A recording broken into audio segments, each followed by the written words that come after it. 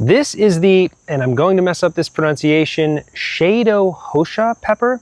If I were going to be American about it, I would pronounce it Cheiro Roxa, but I've been told that's the proper pronunciation. And as you can see, this is a big, beautiful plant with probably close to 500 peppers on it at the moment, many of which are now ripening up in late summer. So today I'm going to tell you about this plant and taste the peppers. I have this one growing in a 24 gallon container, and it's basically all on its own. So with lots of space, you can see that this plant is very big and productive.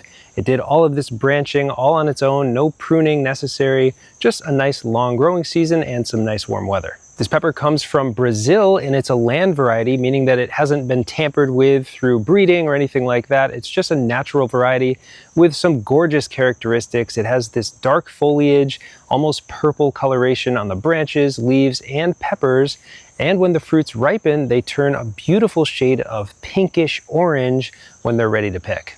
The name Cheiro Roxa actually means purple fragrance or purple perfume, and that's likely due to the aroma and flavor of the peppers. So without further ado, I think I'm going to harvest some of these peppers and give them a taste.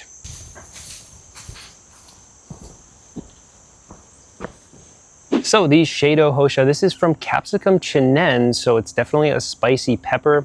But it's said that it is less spicy than a typical habanero with a similar flavor profile, though in my experience I've found that purple peppers tend to have a little bit of a different flavor profile, and given the name of this one, that it has perfume in it or fragrance, I'm expecting it to be very floral and aromatic. But let's slice one open and give it a smell.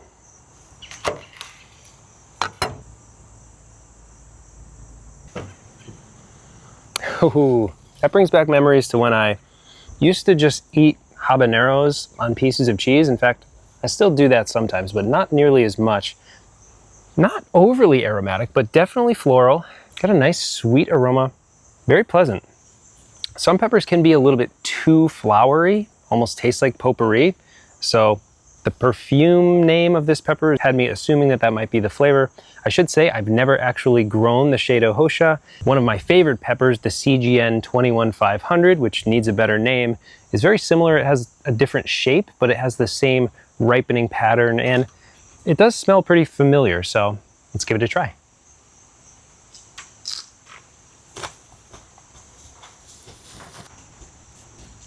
Hot, especially on a summer day. But it hits you right up front, definitely hits going down on the throat a little bit. I wouldn't really use this in fresh cooking. I think it's a little too spicy for most palates, but flavor is actually very pleasant, and it isn't overwhelming. I think a hot habanero, if you grow your own habaneros, those are spicier.